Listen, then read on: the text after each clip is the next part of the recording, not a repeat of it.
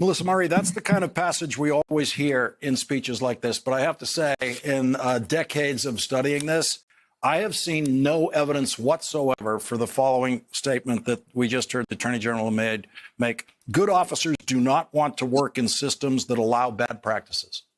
Where's the evidence that they don't want to do that?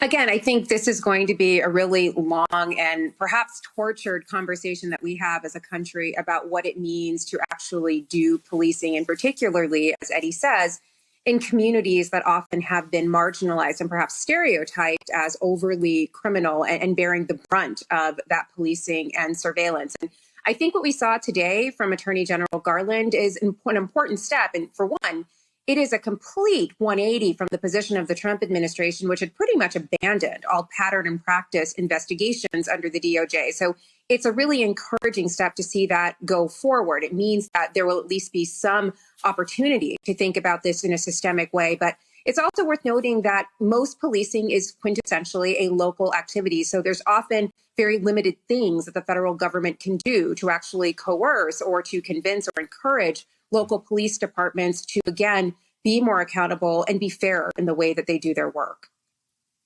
Eddie, your reaction to what we just heard the Attorney General say?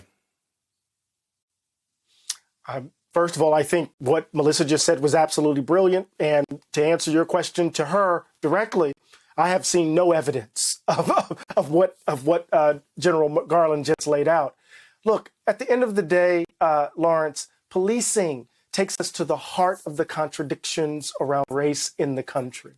We have never resolved it. Policing is that site, that space where violence and the ugliness of American racism converge, and it's legally sanctioned by the state.